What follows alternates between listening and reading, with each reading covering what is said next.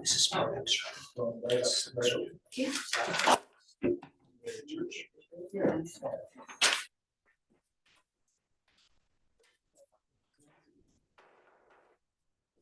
Calling for a meeting in accordance with Section 5 of the Open Public Meetings Act, Chapter 231, Public Law 1975. Be advised that a notice of this meeting was made by posting on the bulletin board, town hall, and mailing to the officially designated newspapers a list of the meeting dates annually, indicating this meeting would take place at Town Hall at 7:30 p.m. on February 6, 2025.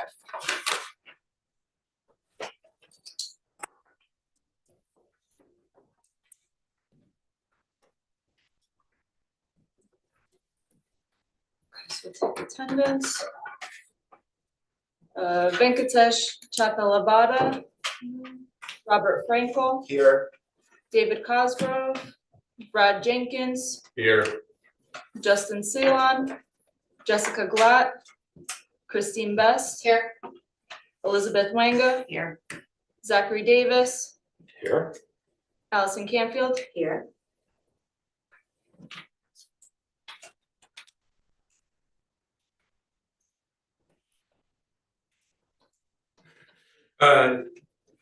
Any nominations for chair? I nominate Allison Canfield. Second.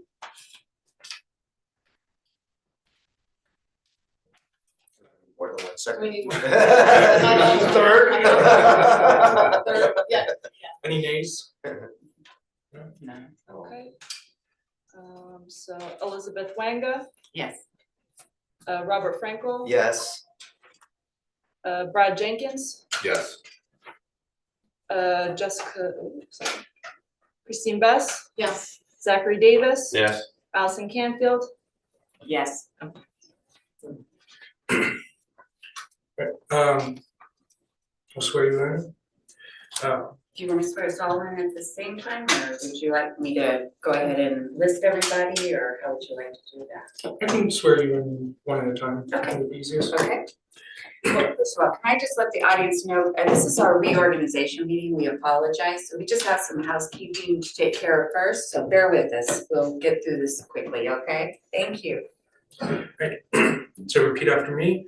I state your name. I, Allison Canfield, Swear or affirm that I will faithfully, impartially, and justly perform all the duties of the office. I may not get all that. Swear and affirm That I will faithfully, that I will faithfully, impartially, impartially, and justly perform and justly perform all the duties of the office all the duties of the office of Commissioner of the Milburn Historic Preservation Commission as Commissioner of the Milburn Historic Preservation Commission as the chairperson to the best of my ability, as the chairperson to the best of my ability, and that I will support the Constitution of the United States and that I will support the Constitution of the United States and the Constitution of the State of New Jersey, and the Constitution of the State of New Jersey, and that I will bear true faith and allegiance to the same and that I will bear true faith and allegiance to the same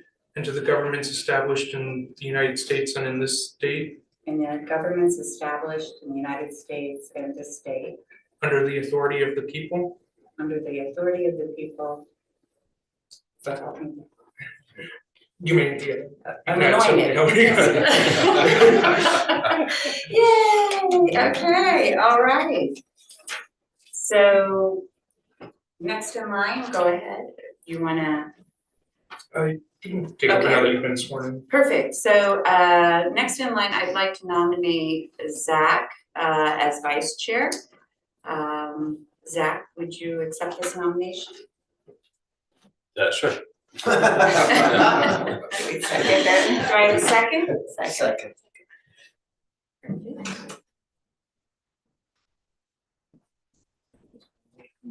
Natalia? Okay, yes. So Elizabeth Wanga, Yes. Robert Frankel, Yes. Brad Jenkins, Yes.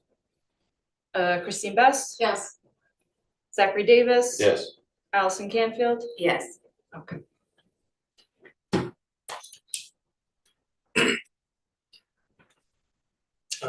We can do the rest of the oaths together if there are more nominations. Sure. We need to. I don't know that there are, could you show any more nominations? I think everyone's terms, there's just moving and, we do have, like to introduce a new appointed member, Christine Best, so she is on board with us, so I think she would She'll probably need to be sworn as well. Yeah, so sworn in as well.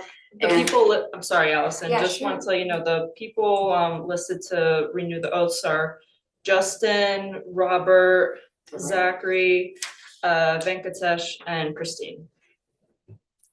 Okay, so Robert and Christine and Zach, you guys, I'll move out of your way. Yeah. Should you sit up there, you wanna go first? We can do them all at Just once. come on, Yeah. oh, okay, I so we could see him, yeah. Yeah, we can do them all at once. Oh, Yeah. wow. Yeah, that's, Cool. so just repeat after me. I state your name, Zachary Davis. I Christine Best. do swear or affirm Do swear or affirm that I will faithfully, impartially, and justly perform all the duties And I will Faithfully faithfully and and justly impartially perform perform and duties justify all duties of the office of the Commissioner of the Milburn Historic Preservation Commission, of the officer and commissioner of the Milburn Historic Preservation Commission. We should put this in front of us. Yeah. Yeah. to the best of my ability, To the best of my ability. and that I will support the Constitution of the United States And support Support the Constitution of the United States and the Constitution of the State of New Jersey, and the Constitution of the State of New Jersey. and that I will bear true faith and allegiance And I bear will true bear faith true and faith allegiance and allegiance to the same and to the governments to the same and Same to in the the governments established in the United States and in this state, established in the United States and in this state, under the authority of the people. under the authority of the people. Thank you. Thank you, welcome. Boy, you got through that, that's. We can do anything now, right? Also, first of all, thank you guys very much. I appreciate you signing back up with us and, moving forward. And as a vice chair, thank you, Zach. Yes. For agreeing to do that. I also would like to recognize Natalia as our new secretary, but just for this month, congratulations. She's moving on to bigger and better things. So she has been with the town as she is secretary for the planning board, historic, and anything else? And Just zoning planning. zoning planning. So she will truly be missed. So we just wanna thank her again for all of her support and trying to get us all organized during this reorganization, so thank you. Thank you. I'd also like to acknowledge that we have a new township liaison. Frank is no longer with us, so it will be David Cosgrove, the new elected TC. Unfortunately, he is on a official Zoom call this evening, so he wasn't able to join us, but I look forward to introducing him to you at the next meeting. We are still awaiting the authorizing and awarding of the contract of the Historic Preservation Council. So tonight, Ted Monahan was replacing Janine Bauer as acting counsel for tonight's meeting. So thank you, Ted. So we will move on to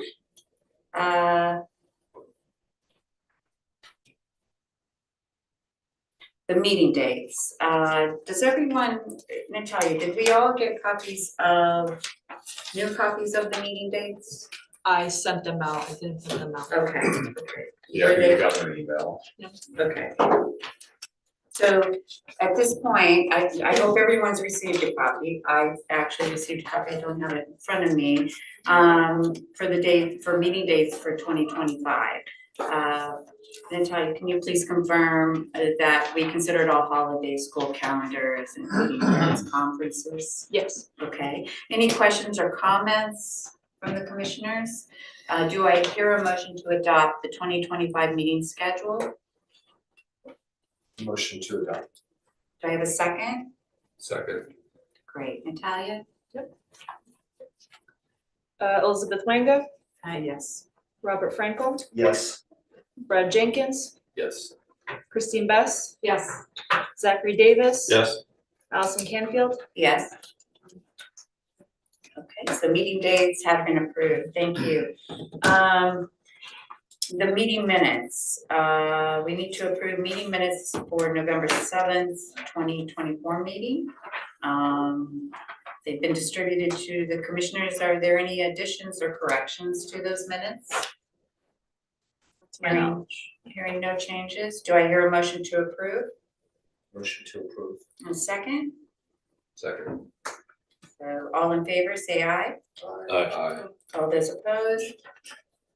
Minutes have been approved. Thank you. To my knowledge, we had no memorandums. Is there clarification on that? Okay, and the consent agenda items, we did not get copies, so I will have to get those from Barton at the next meeting. So what we're gonna do now is we're gonna move on to old business, finally, right? Okay, so we have old business, we have application number 574 121 Highland Avenue, who requested to be carried. Is that correct? Very good.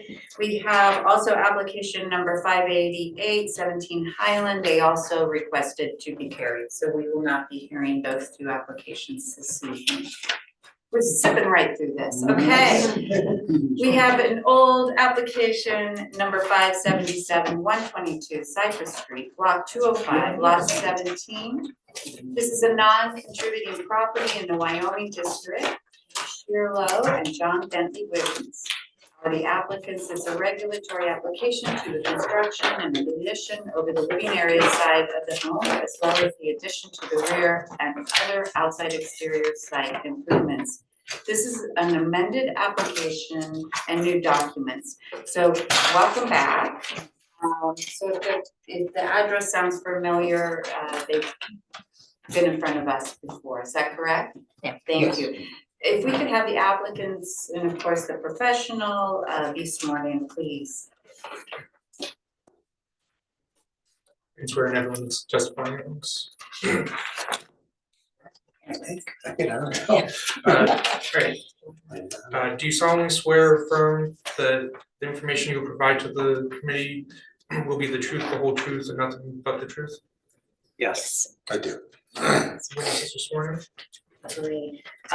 For the record, can we just, can you just state your name, please? And if there's a problem with the spelling, but just confirm that it's yours. John Bentley Wiggins. Okay, thank you. And Cheryl Lowe. Timothy Klessy. Thank you. I guess I'm gonna do this. Yeah, why not? Okay. I'm sure that John will throw in whenever you want. So please proceed. Okay. We came to the commission back on 6/6/24, and you approved the application. It's presently under construction. And we want to make a couple of small modifications to the plans. And they are pretty well detailed in the cover letter that I sent on December 2nd. It's probably right in the top of your packet, I would think. It's really that last paragraph where we're saying we're really modifying some existing windows and removing the existing brick off the front of the house and replacing it with hardy plank siding, and also relocating the deck. And I'll just kind of walk you through what we're, I guess I'm gonna block you. That's all right. Oh, come on. This is our revised front elevation of the building. So we've removed the brick and put on the hardy plank. The problem with the brick is that, well, actually, do you want to tell us the problem with the brick? Because you really know it well. Yeah, the brick was just not in good shape, and so we had to remove it. And we could put it back, but I'm trying to insulate the house to a higher level than it was before. So it gets really tricky to do that because we're using as much of the house as possible. Brick face sits on like a narrow ledge, and once I start insulating behind it, I don't have anything to put the brick on. We're trying to put insulation on the outside, and the brick shelf's only, 4 inches wide. So we're not able to really support the brick. So we're asking to remove it, and also we have moved the deck just a little bit, which is indicated on this new landscape plan, but I'm gonna walk you through the changes.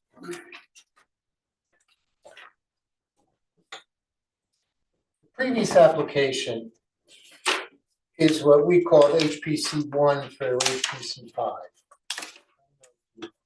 Have that still, but related to it, what we're doing differently is we took the deck, now I'm on my HPC 100, which is my new sheets.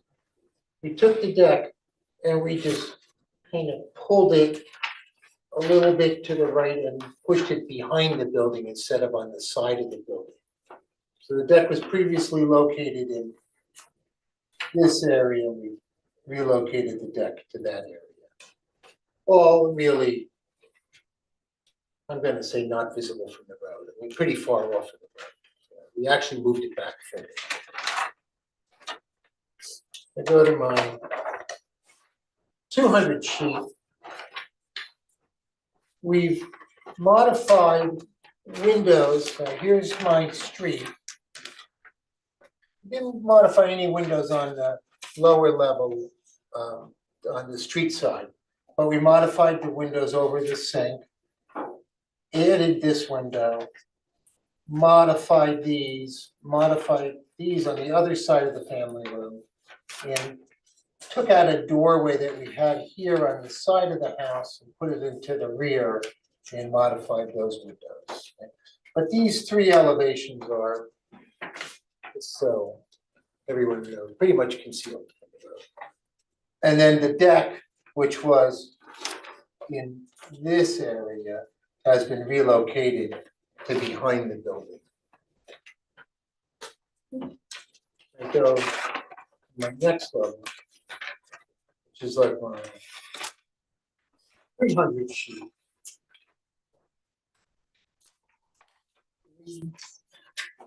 Change this front window from a triple window to a double window. That's really the only window change we made that's kind of visible on the front. And then we modified the windows on this side, just as we reworked the plan and added some windows in the rear.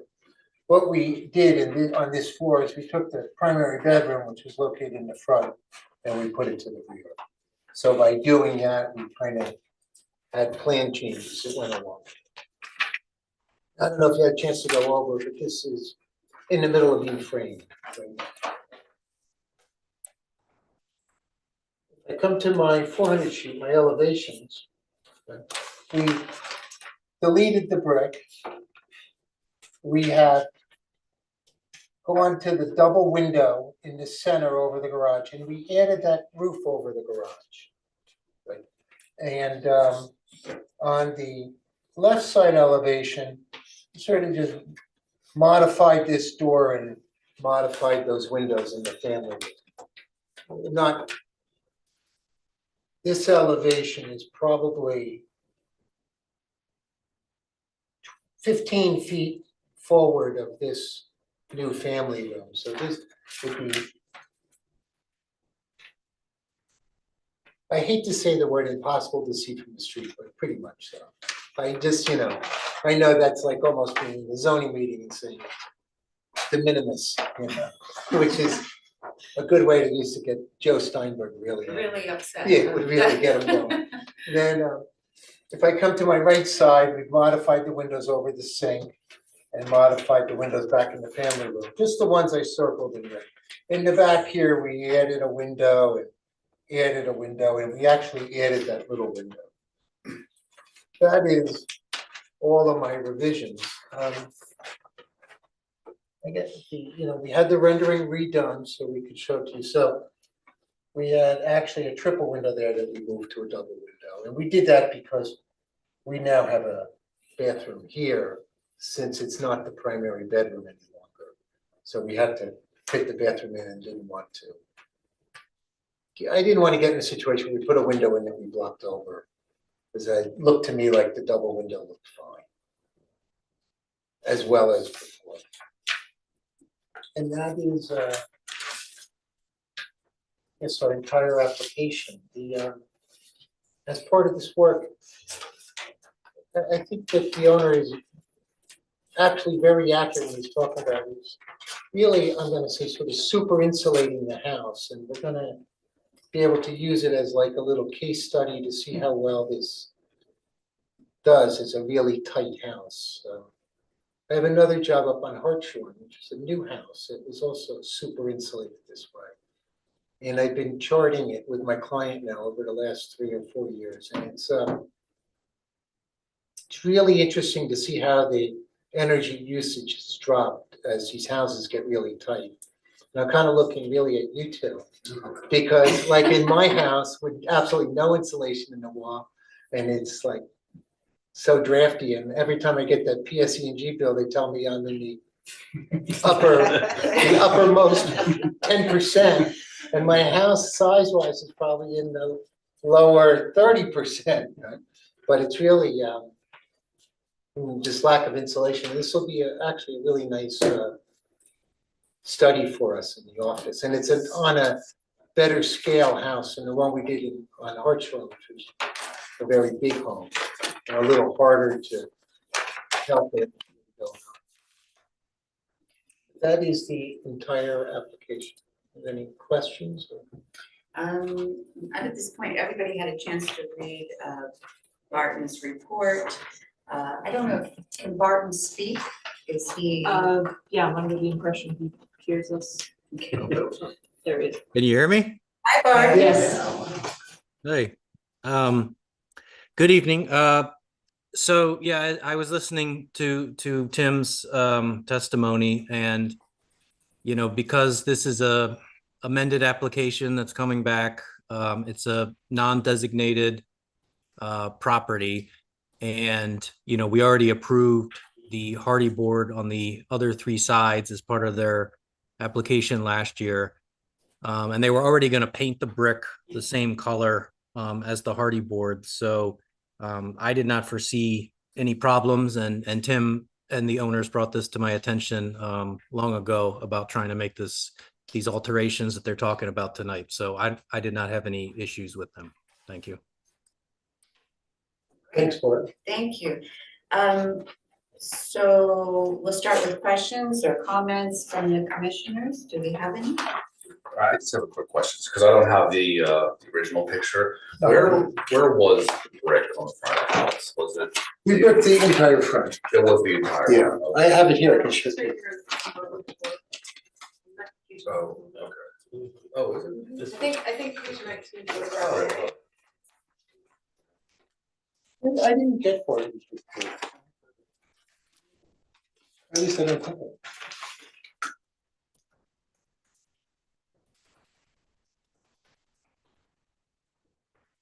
Did you like it?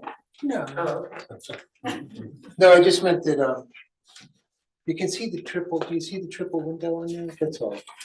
In the front, over this area.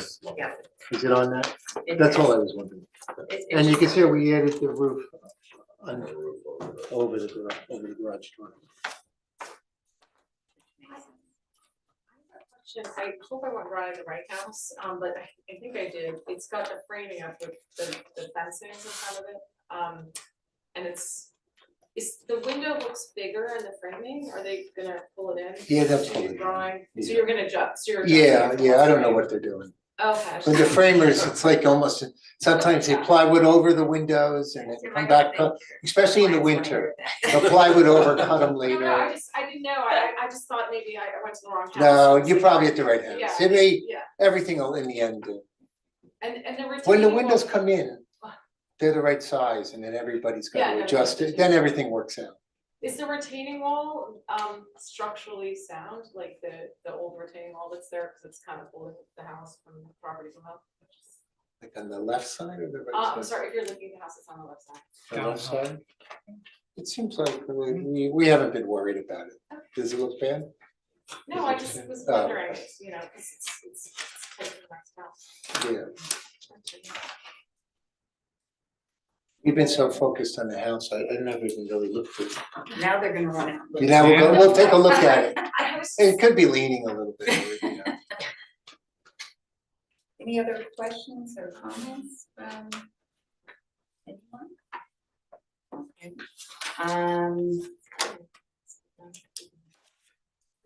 Do you have I any was just more? saying, it's a nice improvement. Okay, so with no more questions or comments, is there anyone in the audience for the looking for about this application? Okay. Having none, do I hear a motion to approve this application as it currently is shown to us? I think there were just a couple of I'm sorry, let me go backwards. There were a couple of questions which I would like to share with you on the report. I apologize, I got ahead of myself here. So Tim, I would like you to have a copy. I don't know if anyone had seen it, but just the recommendations of one about picking paint color, even though we don't have anything, we don't have jurisdiction over that, just keeping it within, what's surroundings. No bright yellow, purple, chartreuse. We're planning a grayish blue color right now, Okay, And there are houses next door that are similar. similar. That's what you do. Paint colors are numbered. okay, and everything else is. You agree to, Tim, and, Yes, yes. okay. So now let's take a vote. So do I hear a motion to approve this application? Motion to approve. Do I have a second? Second, okay, Natalia? Before I take the vote, I just wanted to concur with council, if we definitely have enough, if we have enough voters to move forward with the vote. There's six. Yeah, I believe so. Oh, it's 6, okay, kind of, okay, all right, just making sure. Okay, so Elizabeth Mango, Yes. Robert Franco, Yes. Brad Jenkins, Yes. Justin Seal,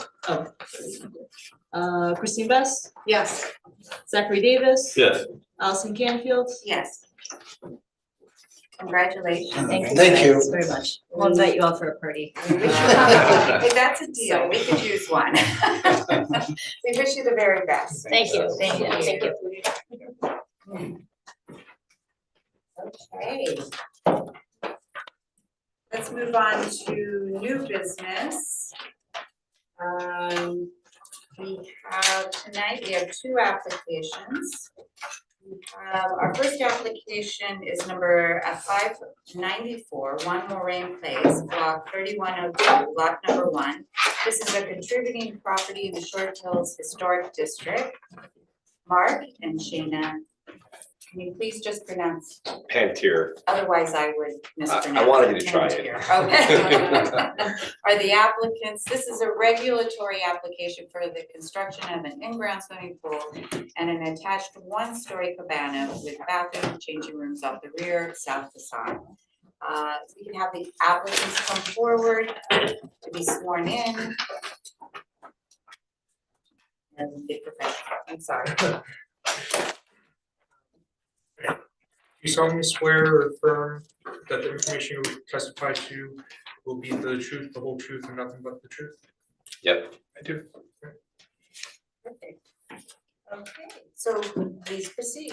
Okay, Oh, wait, please state your name, so we begin for the record. Mark Pantier. and Zachary Goldstein. Okay, thank you.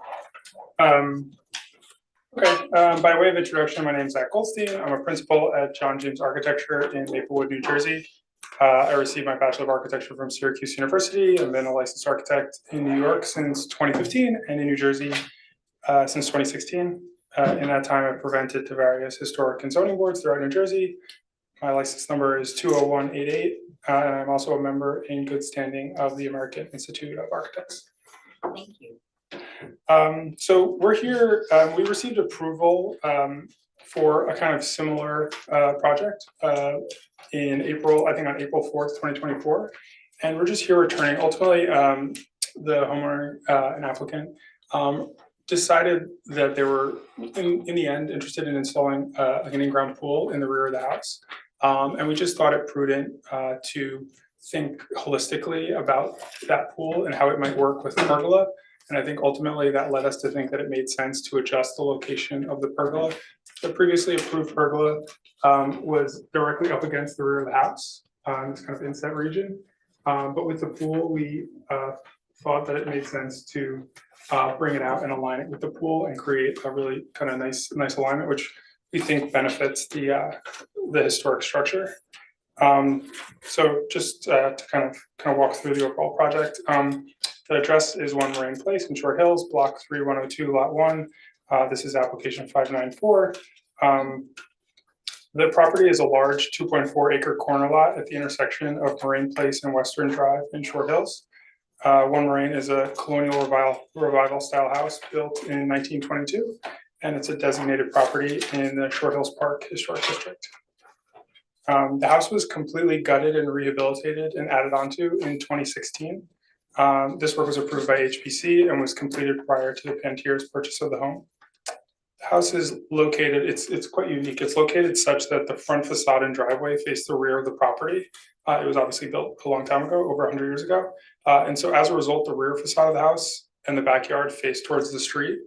We'll talk about it more as we go through the presentation, but you can kind of see that the driveway comes up here away from the street, and the actual back of the house, the way the house is designed, actually faces towards this kind of street. And so that sets in motion a few variances that will be required that we can talk more about as we kind of walk through the project. The backyard is elevated approximately 15 feet above Western Drive and is screened with densely spaced evergreen trees along Western and Moraine. As a result, the backyard is very private, and the proposed pergola and small addition will be almost completely screened from view along Western Drive and Moraine Place. So I brought some photos. These are similar photos that we had presented when we were last here in April, but just thought it may be prudent to just add them to the record. 15 copies, right? Yeah, we'll grab these exhibits. Yes, so this will be exhibit A1.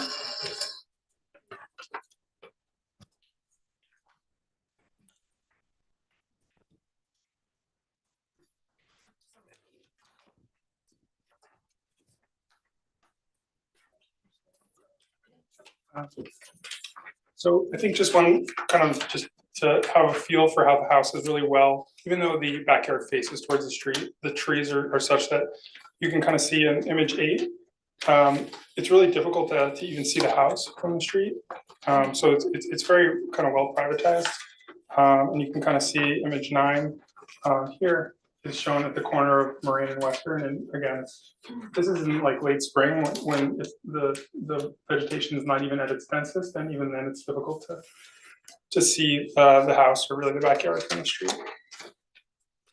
It's also shown in image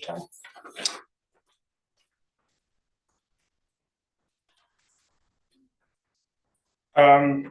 So in terms of what we're proposing, we're requesting permission to construct an in-ground swimming pool in the rear of the house that's facing towards the street, a freestanding pergola with a stone fireplace that's shown here, as well as a pool cabana bathroom and changing room / laundry room that's attached to the garage here.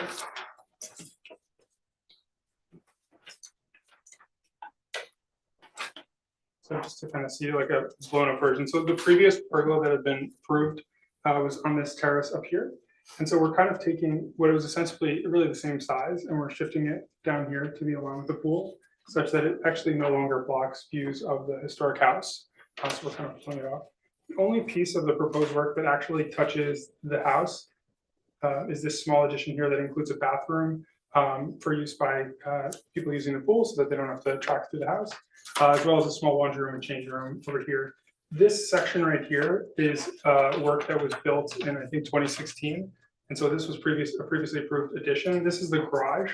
And as we will kind of walk through the elevations, you'll see that the garage it's not heavily articulated, and we're doing a lot of nice kind of architectural detail to this addition that we think adds a level of refinement for that part of the house.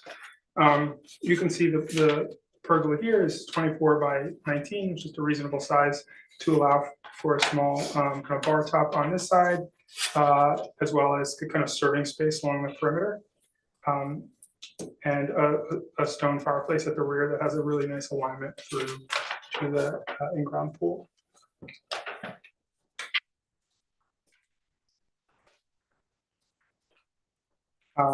These are probably drawings that we don't necessarily need to present to historic, but we just kind of wanted to call out that we're going to be putting some like infrared heaters in the ceiling. They're going to be integrated with some coffers that we think will be really nice, and which we kind of did when we previously proposed the original pergola, as well as some operable screens along the perimeter to just help with shading and bugs when the pergola is in use. You can kind of see we would have some beadboard as well as some really nice coffers in the roof ceiling of the pergola. So even though it's ultimately in the ceiling, it's still something that if you would inevitably be below the ceiling, you kind of see as you look at the house, and it'll be a really kind of refined finish kind of ceiling to that space.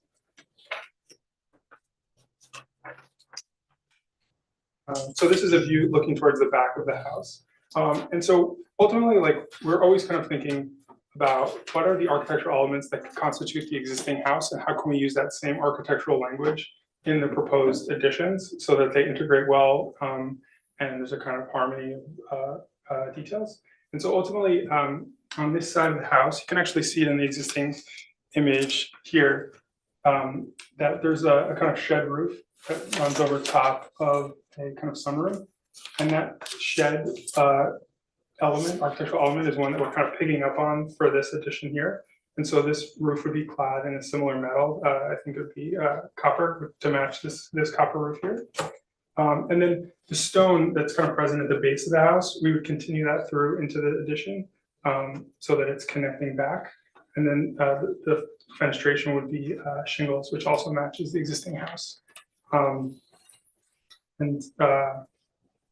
then we also have some brackets at the bottom here to just add another kind of level of articulation, which we think looks really nice.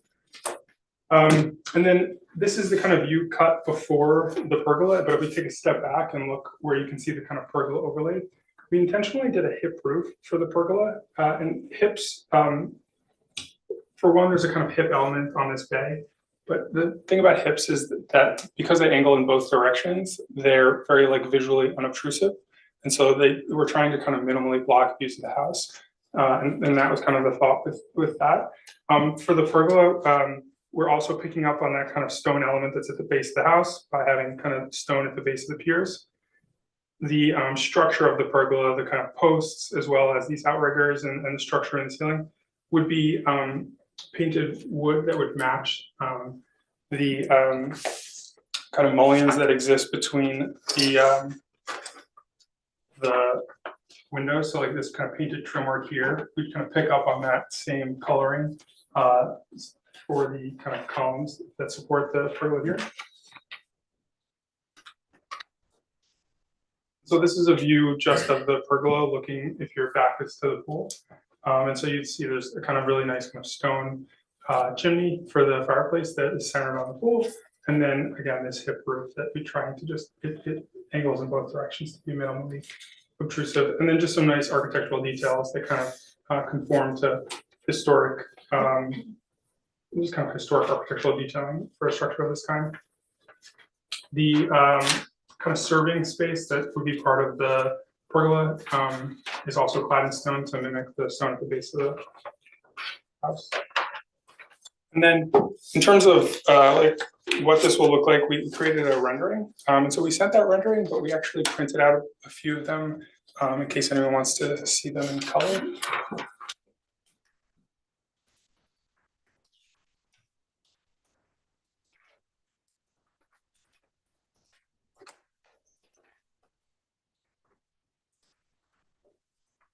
Exhibit A2.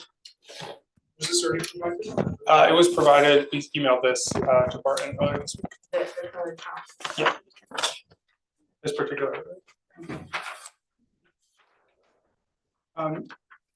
So I think it was really helpful to render this out ultimately as a collage with the existing house and the proposed addition to the house here as well as the pergola. I think it's helpful because it really shows how kind of minimally invasive the work is. I really feel the addition over here with the bathroom and the laundry room is enhancing this recently built addition. And I think by adding this to the house, it makes for a pergola that's a little lighter on the site, so that we're kind of treading lightly on the site and also allowing for kind of maximum views of the historic home. Yeah. And I guess I just want to walk through quickly the required variances. So basically, because the rear of the house faces the street, that necessitates a few different variances that are also driven by the pool. So just to have an accessory structure in what is technically the front yard, we'll need a variance for that. Because this is a pool, it will require a fence, and we're proposing to kind of have the fence run pretty kind of wide around the property so that it's really not impacting the views of the house. So having a fence in the front yard, which is required to have a pool, but it's not allowed by zoning technically, will require another variance. And then the third variance is the pool equipment, which we're planning to surround with landscaping. That would likely be in the front yard technically as well, so we would need a variance for that. All other zoning requirements, which there are many of them, like in terms of lot coverage and building coverage, we're well under on those.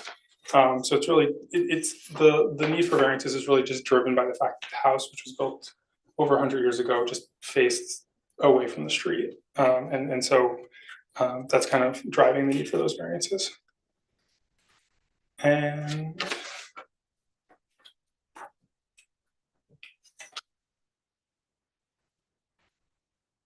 I also just wanted to make a note about the fence. So we're proposing for the fence to run basically kind of along the driveway here and then relatively close to the street and away from the historic home. And this is again a fence that's required. And we wanted to kind of include a fence that we thought would kind of blend in well with the vegetation. And so we just brought an image of kind of a Cherith style kind of black vertical post fence that has a lot of spacing between it, which will allow it to, I think, just blend into the surrounding trees.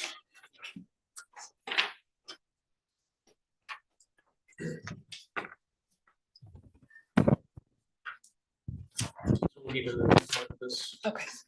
Right, a lot of notes of it.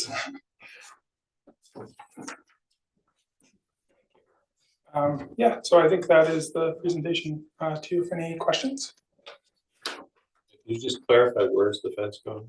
The fence would go across the driveway here, down along the property line, and then at the base, there's a kind of hill. You can see these lines are representing a relatively steep slope. And so we're proposing that the fence would be kind of along the base of that slope and then running along the street here and along the driveway. It's mostly in your vegetation, Yeah, there's quite a lot of vegetation in that area. and the vegetation will stay, or Yes, what the intention is to keep that? Yeah. We really want the fence to be like as minimally visible as possible. Certainly Barton did a report, I hope you did see it, but Barton, are you there? See back on. Thank I'm here. So Yeah. I don't think everyone received your report. Can you just kind of go through it with us, please? Sure. So I gave it's a voluminous report since this property has been the subject of numerous applications over the years. So we know a lot of history about the property, and through the applications, the house has definitely evolved and gotten, larger, but in the right direction, away from Western and Moraine, back towards where the detached garage used to be back in the corner, and now, as Zach explained in his testimony, that's the new garage. So their cabana and the addition will actually be attached to a newer structure that was basically telescoped off the older house. So it's the appropriate place to put it on the site, the pool, the cabana, and the addition, and it all blends in really well. I appreciate them going the extra effort to do the rendering and everything. It makes a lot of sense. My only concern, I guess, would be the fence. I don't think I realized there was a proposed fence, and I didn't see anything about that in the application. So I'll leave that up to the commissioners if they want to approve that aspect of the application, but everything else was well presented. So thank you. Thank you, Barton. Just briefly, can you tell the commission also a little bit of history as to why this property has facing interior versus out at Western? Just a brief. Right. So there was actually a proposed railroad spur that was actually going to basically be where Western Drive is today, and it was never executed. But the bed and a lot of the site work was prepared, and so that's why Western's kind of in a gully the way that it is. And so, it was never accomplished, and so this house consequently now is very high up on the hill, and as the applicants explained, none of this will be visible really from Western or Moraine because it's sited well on the property. So, and there's a lot of mature landscaping, and from where Western is back up the hill here, as most of you know, it's a long distance. So I really don't see any issues with that, and I think they cited it properly on the property. Great, thank you, Barton. So do we have any questions and comments from the commissioners? I think it looks great, so that's my comment. Okay. Oh, and also I'll just say on the fence, I have the same exact fence around my pool and blends in perfectly with the landscape.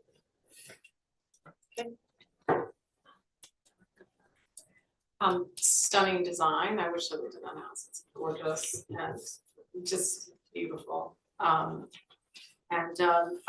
only question I had was, I actually looked at the back of the property and got a sense, sort of the street view, you literally can't see the house, which is good, the way it sits up on the hill. But I wanted to understand why you chose to put the fence almost all the way up.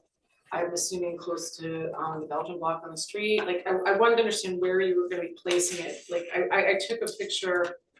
We have the row of the fir trees. I don't know how lots or, but are you going to be placing it? I know I'm not allowed to show it. Are you going to be placing it on the other side of the tall trees that are interspersed close to off the road, or is it going to be in between the fir trees and the deciduous trees that are interspersed? I was just trying to get a sense of how it was going to sit and look to, being that it's in the front. If you can show us on the print again, it's. Yeah, I know you kind of just, but I just wanted to be really specific. That's what I wanted to understand. The thought was there's a row of trees that are planted, call it, they're right over here. That's at the top of the hill. Yeah. And then at the bottom of the hill, there's, trees there as well. Yeah. The intention was to kind of put it between them basically. Okay. So that it kind of disappeared from both sides, both when you're up Okay, that makes sense. at the pool and at the street level. Okay. But this portion of the property is not particularly usable for us anyway, since it's at the bottom of that hill.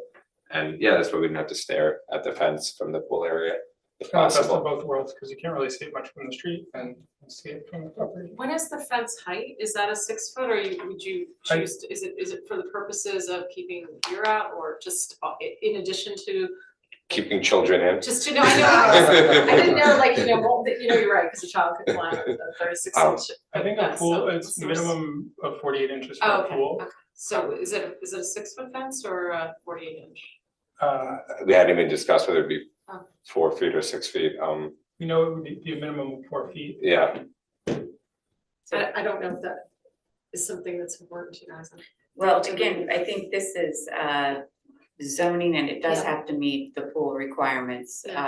But certainly we'd like specifications and what you're gonna do when you guys decide to do so. On the fence, there also is a fence along this side of the property with the neighbor that is substantially similar to this. So the idea was to try to, again, kind of replicate what already exists. It's an So it kind of seamlessly, blends in. I think too, there's two things that. So it could be one, I think the maximum height is 6 feet. And then also, I think I recall when I put my fence in, it has to be 6 feet off the road or property line or something like that. So, I mean, I think it meets all the requirements as they're Yeah, discussed. we'll comply. Yeah. Any other questions or comments? I mean, I was just making sure about the fence that, as you said, you'll confirm that the vegetation will be there. That's your intention, so I think that's all we want to make sure. So I have two questions for you. Where will the gates for the fence be on the? So there'll be multiple openings on each side of the house or? There would be one at the end of the driveway here. There's a depressed curb already, so it would allow for the landscaping to kind of easily get in, and when I guess visitors are parking there. And then there's also a side door here, so I would probably put another gate there in case we wanted to walk in and out towards the front door or towards the driveway. Okay, So 2 access points.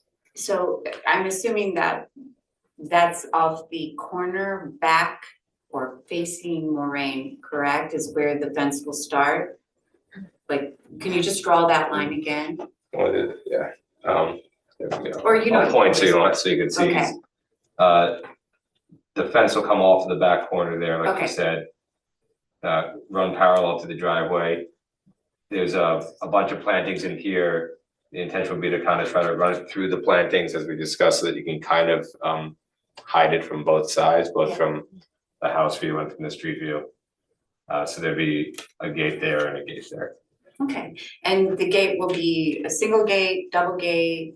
Is it- This certainly would be a single. I would just want to confirm with the landscaper that a single would suffice over there. If it had to be a double on this side, that's what we would do, just to make sure they can get their equipment through it. Wonderful. And then the only other question I have is the roof of the pergola. You didn't mention the material.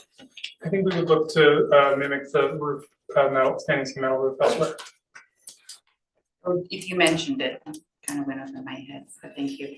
Again, my comment is that this is, I agree that this is, it's a beautiful addition to this house, and this house was given an award prior to your Yeah. purchase, and we really appreciate what you've done here and the care that you've taken for this house, and I think it's the perfect location.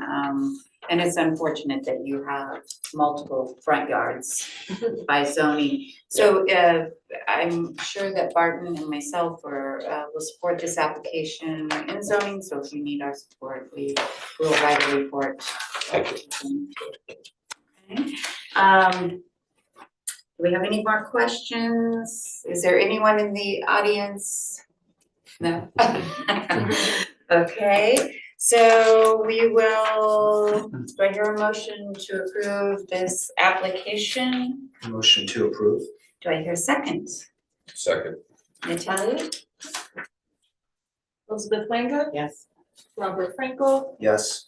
Brad Jenkins, Yes. Christine Betts. Yes.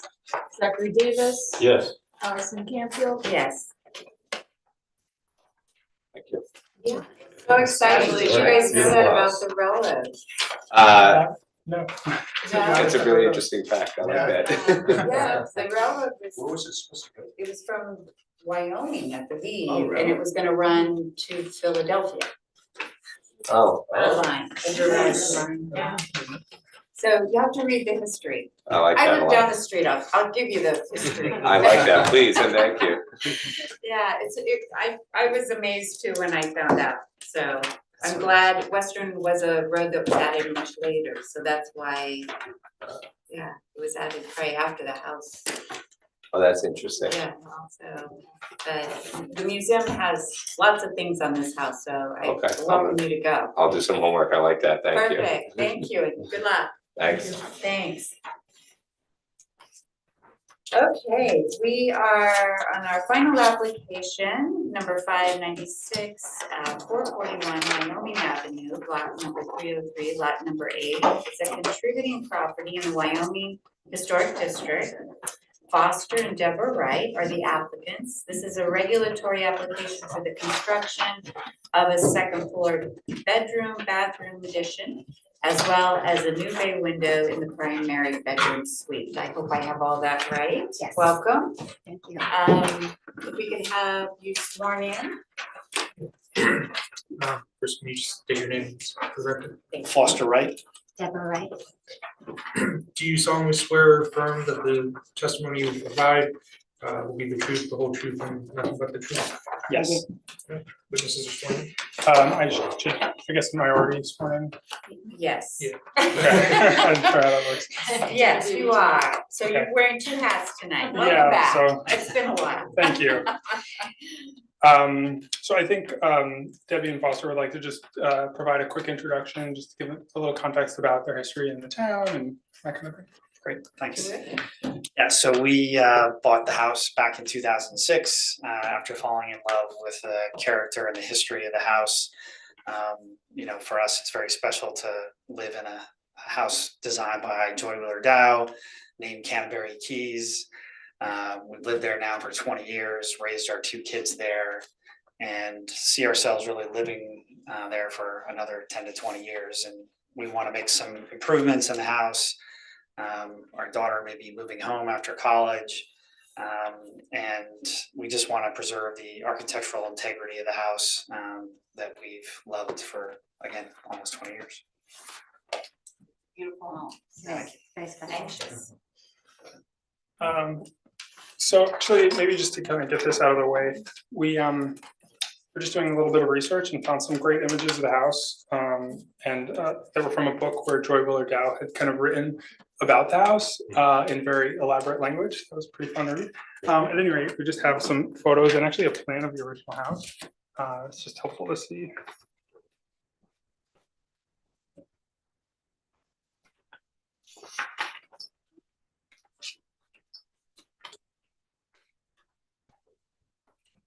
I guess while we're handing things out, this again was previously sent. But this is a rendering of the proposed structure. And this was previously sent already? Yeah, this was Okay. already, I guess, technically entered into the But the record. historic photos were not, correct? The historic photos were not, I just found those. So we're gonna mark the historic photos as A1. I have another historic photo. Yes. Can you? No, she has a, thank you.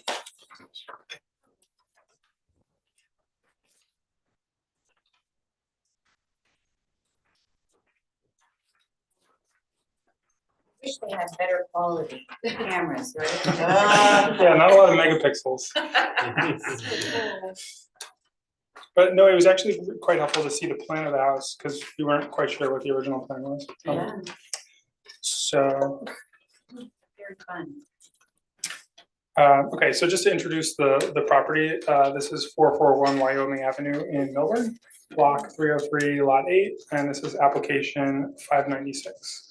The property is an existing non-conforming 50-foot wide, 10,500 square foot lot on Wyoming Avenue in Melbourne, between Linden Street and Chestnut Street, with a detached garage and driveway that turn to face Linden Street. So it's primarily this lot, but actually the lot continues and bends over, and so there's a detached garage that faces out towards Linden.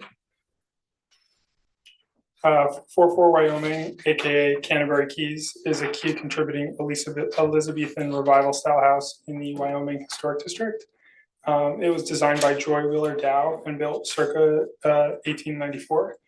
The house features brick, wood timber with stucco, a stone foundation, leaded glass windows, decorative plasterwork, and brackets. Dow was a prominent architect in New Jersey who lived from 1861 to 1937. So the house, which was built in 1894, he was quite young when it was built. So I think it was an early work of his. And he designed several houses nearby in a variety of historic styles, actually an impressive variety of historic styles.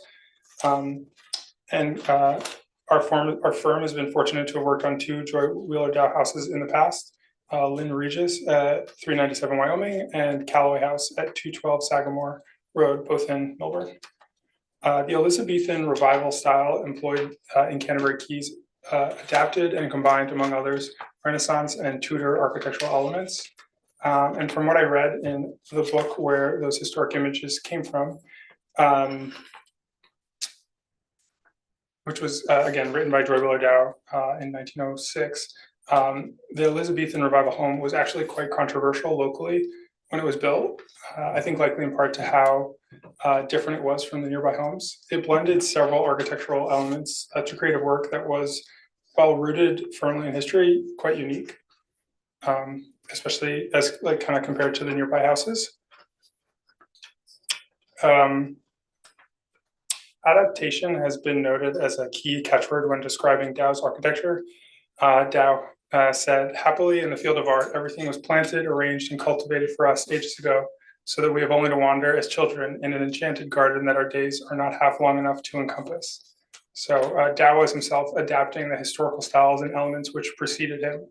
And this eclecticism is apparent in Canterbury Keys, which makes the house well suited for further adaptation as we incorporate a small addition and bay along the rear of the house. So the purpose for the addition is to allow for a primary bedroom suite with an ensuite bathroom. Pretty straightforward and I think reasonable adjustment to a historic house that was designed at the time when people lived a little bit differently. And so basically we're converting an existing living kind of changing room area here to a bathroom and moving the closet over here. And so we're basically expanding this primary bedroom suite, and in doing so, we're displacing a bathroom that would otherwise be used by both of these bedrooms. And so we put that bathroom as an ensuite kind of Jack and Jill bath between these 2 bedrooms. And basically, as we expand the bedroom, we have to find some area to add that extra bathroom. And the additions we're proposing a small addition in the form of a bay along the back, as well as a slightly larger addition, which is also kind of structured like a bay in the back here. And it's really, all of that is just kind of us moving the rooms around such that we can just fit an extra bathroom effectively to create a reasonably sized primary bedroom suite.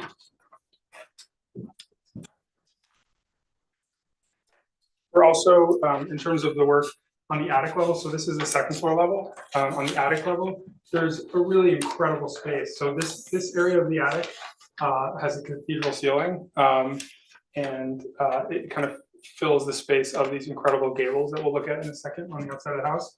This other side is similar space, and so we just wanted to kind of finish that so that the owners could enjoy that kind of tall space in the attic.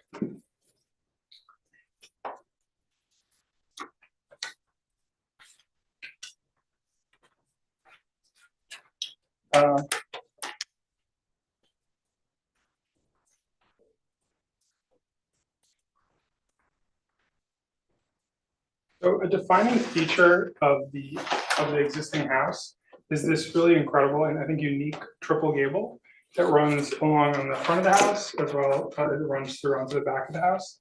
That for us was a really core architectural element, and so everything we tried to do, we tried to like tread lightly and not touch that aspect of the house, which is I think the most visually apparent thing you see when you kind of see the house on the street. All of the work we're proposing, by the way, is on the back of the house. So the front of the house is unchanged from an aesthetic perspective. We're not adding anything to the front. And so because we just thought that this was a really key kind of architectural element at the rear of the house, we wanted to kind of stay below that. And so when we looked for language that we thought would be appropriate to express those additions, we looked to the bays that are on the front of the house. The house actually has like 3 different bays one here, which is expressed on the second floor protruding out, which is part of the original changing room in the primary. A bay here, which is actually under an overhang of the second floor. And then there's a bay on the side of the house. So like the bays are kind of an important language in the house. And there's just this really incredible kind of composition that the house has where it's not this kind of taut colonial symmetry. It has a kind of balanced asymmetry that is kind of integral to the design. And so again, those are kind of just architectural kind of concepts that we were trying to use and employ for the addition along the rear. And so kind of building on this bay and this bay, we kind of looked at these two kind of, I think, reasonably sized additions, this kind of small additions, to kind of be structured kind of as bays. So because of that, this one is quite literally very similar to this bay in size and shape. And then this one here, it was really important, we thought, to stay away from the corner so that it really is kind of read more as a bay and it's not just like we're like trying to like kind of add to the house in a kind of natural way. You can see on the historic photos that the house didn't have this addition originally. So if you see the plan of the house kind of in the historic photos, it's really just kind of, it's quite small, there's kind of simple bar. This addition we think was added, which kind of comes out here on the ground floor. Most of that addition was added, I think in 1940, is the kind of best I can tell. And if I'm being honest, it's a little bit of an unfortunate addition. It doesn't quite work with the architecture of the original house. And so we looked at these kind of bay additions as a way of kind of stepping down and connecting the kind of historic part of the house back to this kind of lower area in a way that felt continuous and brought some continuity.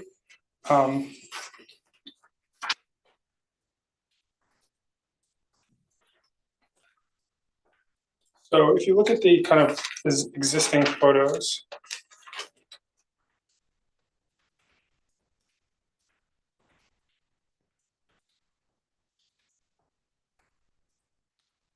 so this is a photo of the existing kind of rear of the house.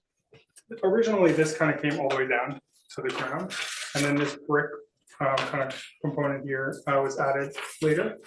And so I think it kind of feels like two separate structures that don't share much architectural language. And so we were thinking that by having these kind of bays gradually step out and kind of in varying ways on either side, it would kind of bring more logic and kind of lock in the kind of lower part of the house in a way that maybe would make it feel nicer. So this is the kind of existing, and then we put together a rendering showing the proposed here. And so we're continuing the same architectural language. So we're continuing the kind of metal roof that's along kind of the front of the house over top this bay. We're continuing the simulated timbering. We're continuing the stucco. We're thinking that the coloring of those would just be to match the existing house. And then the design of the windows and the design of the muntins is in keeping with the kind of existing kind of windows on the house. So the VU windows, but they would be structured to kind of match the breakdown of the existing ones.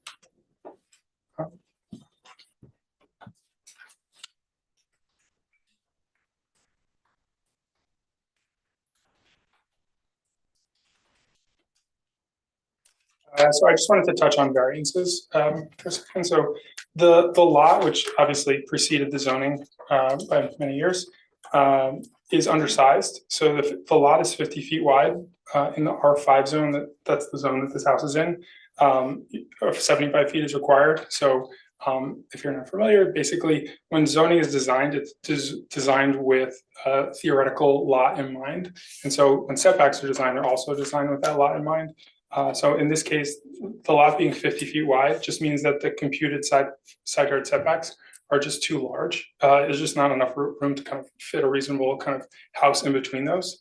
And so that drives the need for a variance. And so we would need a side yard setback variance approvals. We looked at ways of doing an addition that complied with the setbacks, but ultimately we kind of thought that they didn't really it would have hurt the house. It would have probably necessitated like extending one of these gables, and ultimately, as we explored it, we thought it was going to hurt the house more than just having these elements of the house be within the setback, but still kind of away from the edge of the existing house. And I think ultimately we believe that the proposed additions are extremely respectful of the historic home while also improving on the kind of addition that is below them. And yeah, we're asking for your approval based on the drawings and testimony. Thank you. Barton, I know you're still on there. Any comments or? Yes, I think this is also well done. Obviously, the Dow houses are very special in the Wyoming section, and adding usable space to them to function in the 21st century isn't always easy. And I think the way that they've tried to incorporate extra space off the back without doing, a true addition that would, abut the building, I think works really well. So I appreciate them trying to work within the context of the historic house and still trying to manage to find some usable space for the homeowners. So I recommend that this would be approved. Thank you, Barton. So we'll start with questions or comments from any of the commissioners. I have a comment and a question. So I think it looks great. I actually. Thank you. The right bay, I completely love. The left bay looks fine too. What drove the difference between the looks of the bays? Was it the windows? Was it how far out it went and so forth? Yeah, I think ultimately, like, we wanted to create a level of balance, but the kind of space needs were not the same on both sides of the house. And I think there was a kind of asymmetry on the front of the house that we were trying to, balance asymmetry. We're trying to accommodate that on the back as well. At the end of the day, there were just not the same amount of space needs. And it frankly was more that we didn't want to like have two kind of big additions. Okay. And we didn't need it. So we were trying to kind of pare back in a way that we thought kind of had a kind of balanced composition where it's kind of like there's a little bit of like a stepping where there's like small box, medium box, larger box on the back facade. So that was kind of the logic. Can you just explain the windows that are going in? Because you're replacing a few of them, so I just want to have an understanding of what you're using. Yeah, so we'd be kind of replacing the windows in a way where the kind of breakdown of muntins would be similar to the existing windows. Like, do you have something The in mind? specific cuts, we didn't bring specific cuts, I but we think you can, want to get that clarified when you decide that. okay, Just because I noticed on the back, where the two additions are, which I know you have a window you're actually replacing in between them, right? Yes. That's an existing window that you're changing, right now you're changing the pattern, right? I think because it's. the windows are kind of, I think, in need of replacement. I'm sure, I mean, yeah, I'm not trying to be difficult on that, I'm just trying to make sure that the parents, like, I think you have an opportunity to differentiate the central window between the two additions to make it appear as it is today and separate the addition windows, make them slightly different. So I think you have different, it's 4/3 on your additions, and I think the existing is 4/2, if I'm looking at this correctly. Yeah, that's right. There's actually a mix of different, there's a I think it's like 3/3 on the side.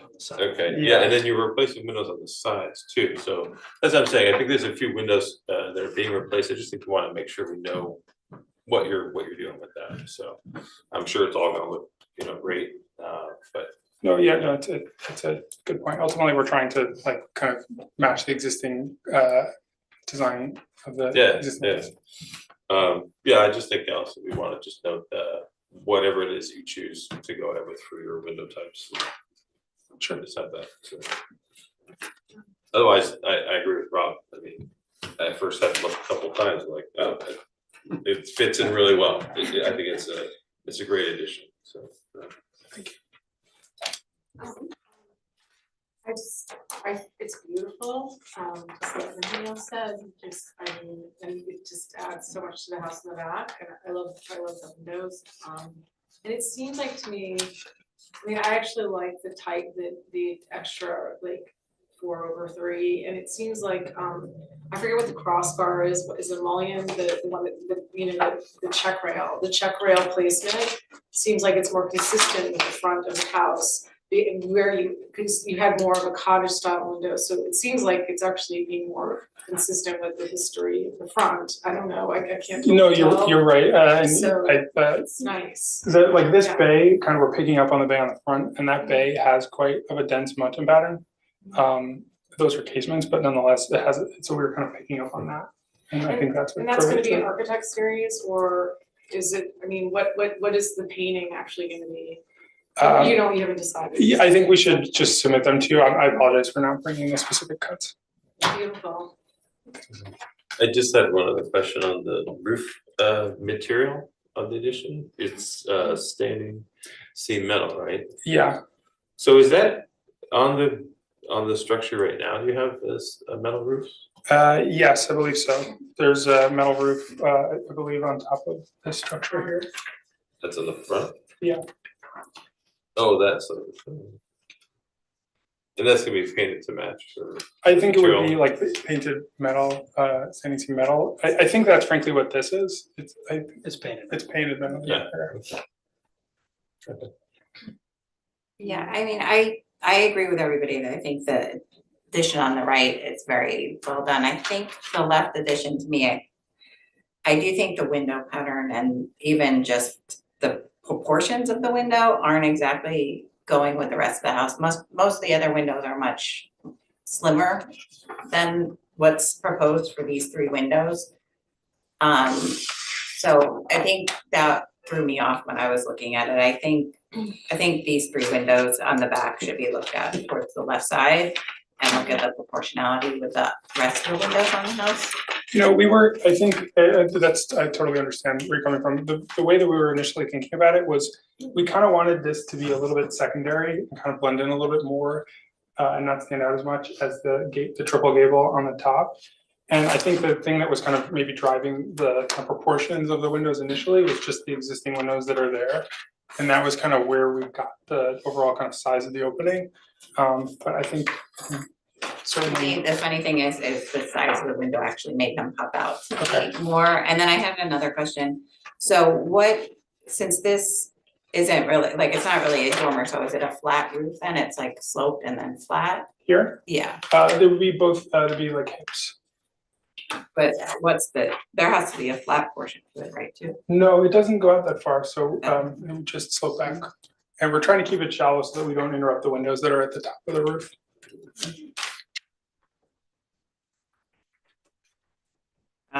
Yeah, that was the main thing is that those windows, I think, just if you can look at that. That was good. Okay, so it wouldn't really look like that, you would never see. It would be, the roof's quite shallow, so it'd be really difficult to see. The rendering isn't, okay. You really wouldn't see. We're pretty far back in the rendering, I think, and for what it's worth, this is actually a flat roof, so there's not a lot of kind of roofs. So can you just give me clarification now that I'm looking at the windows, what was there before that addition? Can you just? Yeah. And you say that they're more in keeping size wise? They're in keeping with these windows here, which there's like most of the windows along this kind of zone are that size, so we were thinking like these 3 windows here are kind of similar to these 3 windows here. Okay. And then this bay has more of a vertical expression, which again ties back to the front of the house that we were kind of taking inspiration from. Yeah, so I think what I'm hearing from everyone, and correct me if I'm wrong, is the mullions, would that change the, whatever they choose, would you like them to be consistent, maybe not size, but maybe, whatever there's too many different types of windows? No, I just thought they clarification. were proportion wise, like if you look at the original house, like the windows are very vertical. They're not as In square. historic. Yeah, or just in general, if you look around the house, most of the windows are very vertical, they're narrow. Right, the but width, if you and look then the at ones in the back are what very was long. on the house So I just found out that there were two alterations in 1936 and 1944. So maybe there was something added during one of those periods of time, because as of right now, it looks like the picture below. And he's saying those windows are the exact same as the three that are on the new. I mean, I was just looking overall at Yeah. the feel for the overall house. Seems like the windows were very I was gonna slender. add to your thing, I think maybe because the molding detail around the windows looks like it's a little wider, and I think pumping that up visually to Yeah. what you're saying, Elizabeth, I just was thinking about what you were saying. Yeah, because it looks like a square. Yeah, So again- three of the four windows in the back are not the original windows. Right, but there's size wise, they're the same as what was there whenever those were added. Yeah, like when we looked at the original, when we looked at the house, like as we began work, like that was, those are the windows we saw, so we were kind of, that's what we were kind of working with, was the existing house codes. Yeah, These existing Yeah. ones. So that's. so that could have been Yeah. something that was an alteration to the house in 1930s. Okay, so again, clarification, are we wanting them to do the same, the mullions, like however many, for these windows, or, cause I'm a little confused as to what we're asking. Well, if that central window is a replacement, then it can be replaced, that's Okay, fine. And I think it's probably better than to have the same pattern across the back, cause now you have a little bit of a mismatch. I just think we wanna know what is you're gonna propose to do. So that will be, the stipulation that you will be sending us, specs on the windows.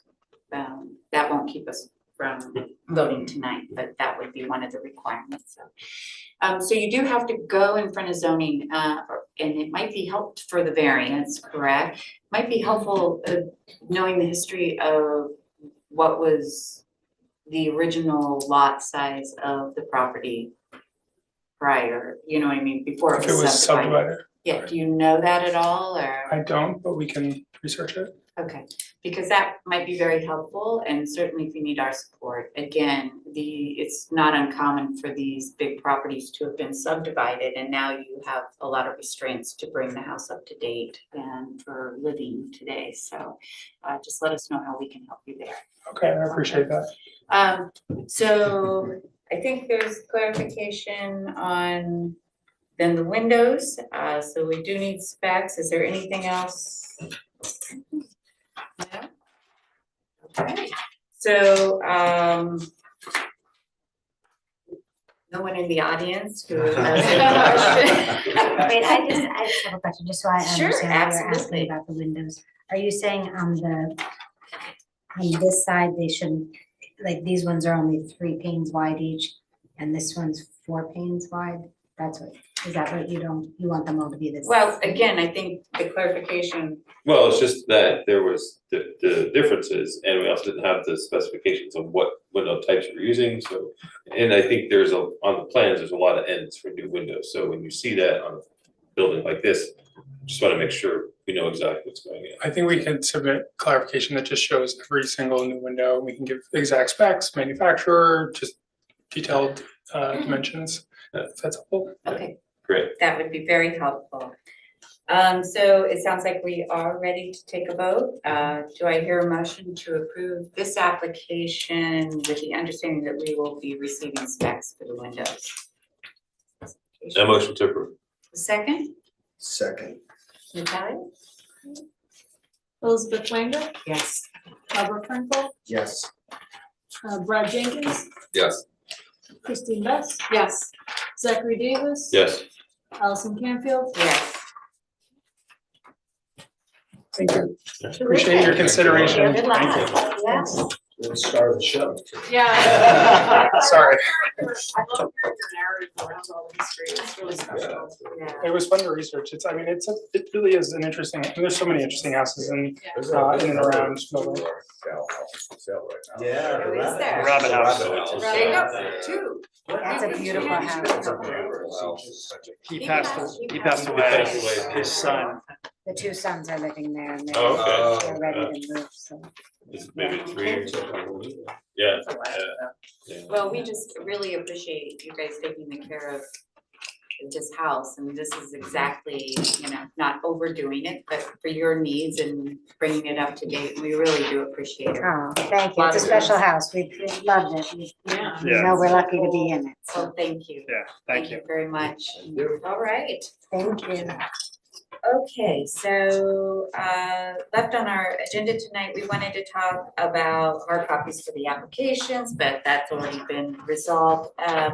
No open meeting to the. Oh, well, I don't see anybody, but. We're still live streaming. So it's Okay, okay. So is there anyone open here for a public meeting? Having none, so we'll do the discussion items. So Natalia, you had mentioned that there was some confusion and that's why we didn't receive hard copies, and thank you very much for having them for us.